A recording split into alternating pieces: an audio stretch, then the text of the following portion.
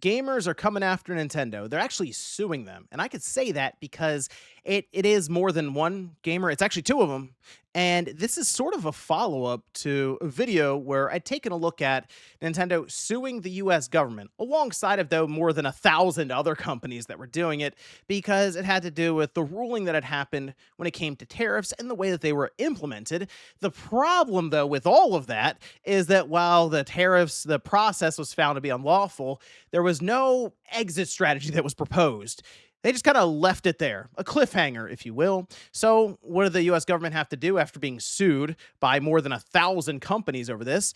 They decided to at least come up with a way to give the companies back money. And that's gone over great with, the majority of the people who paid the tariffs. But we'll go over all of that here today. So if you guys enjoy the video, hit the like button, subscribe if you're new. Now, this was, we could see, covered over on GameFile from Steven Totillo, saying gamers sue Nintendo over tariff refunds, saying consumers should get the money back. Okay, it says two gamers have filed a class action lawsuit alleging the company will be unjustly enriching itself with any refund it secures from the U.S. government over widespread tariffs last year, among other things, hiked the prices of Nintendo hardware and accessories. So we know as the Switch 2 was set to go up for pre-orders, remember this, there was a whole thing with tariffs, and the pre-orders were delayed and they were trying to figure out pricing, it seemed like, behind the scenes. I say seem like because we never actually had it confirmed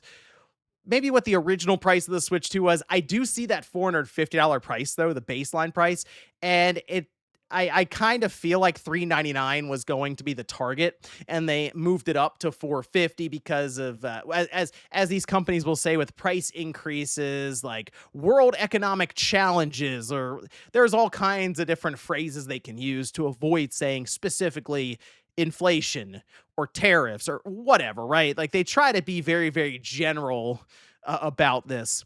But after the courts deemed the tariffs to be unlawful, it was like a mad dash. It was a frenzy for these companies filing lawsuits one after the other. Like I said, more than 1,000 of them, because it was a pretty cut and dry situation of, okay, well, the courts say that this is unlawful, so we'll then bring you to the courts, that being the government, and we'll just have it ruled in our favor that you need to give us the money back for those tariffs. And it wasn't a little bit of money, by the way. The amount collected, think about all the stuff going on with the tariffs, that hasn't been that long, was 160 billion just about.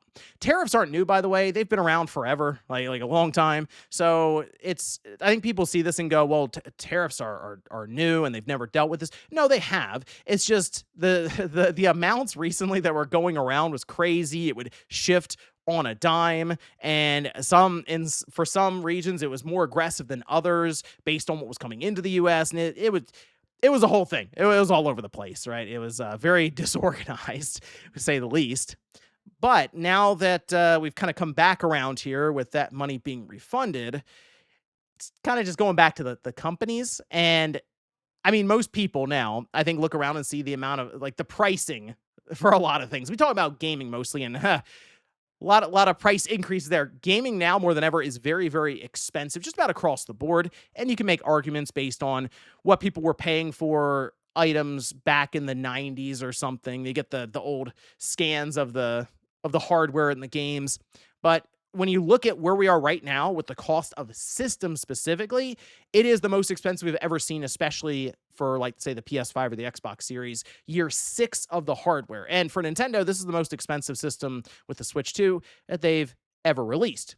So with these companies now with the government setting up a portal, like a website portal that they go to, and apparently they can put their information in, these companies, should have tracked all this extra money that they had to put out for tariffs, and it should be a pretty straightforward process of them getting that money that most of us realized were already baked into the prices as they were going up. So that, of course, being kind of a pretty big situation, I think most of us realize, oh, well, hold on, the customers paid a lot of the money for those tariffs. And I'm sure some of these companies can argue that they did also eat some of the costs, okay?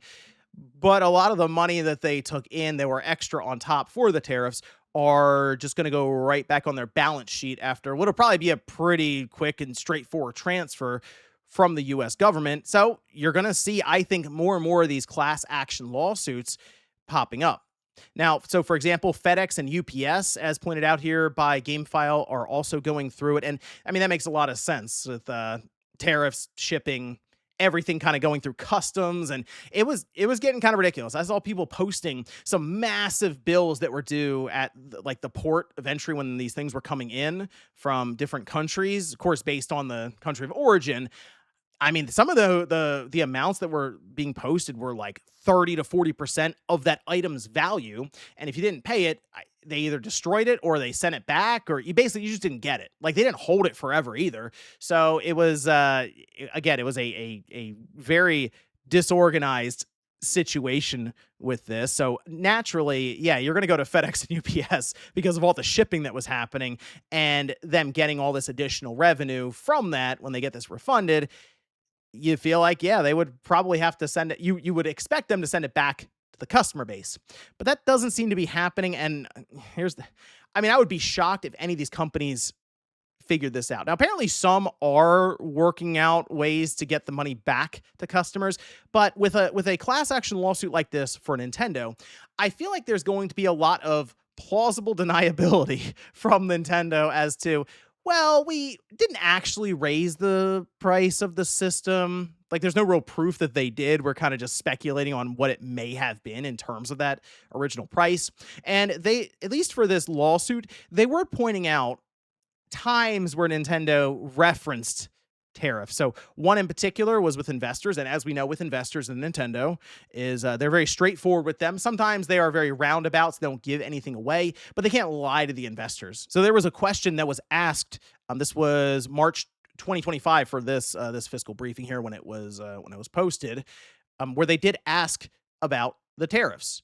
He says, this is Furukawa, president of Nintendo, saying our basic policy is that for any country or region, if tariffs are imposed, we recognize them as a part of the cost and incorporate them into the price. However, this year marks our first new dedicated video game system launch in 8 years. So given our unique situation, our priority is to maintain the momentum of our platforms, which is extremely important for our dedicated video game platform business, and to rapidly expand the install base of our new hardware. Consequently, if the assumptions on tariffs change, we will consider what kind of price adjustments will be appropriate, taking into account various factors such as the market conditions. And again, market conditions, that's always a general term that's used when pricing has to go up. And Nintendo did increase prices on accessories. And that's, well, I think they're pointing to the system as well. I think the system's kind of a dead end for the argument.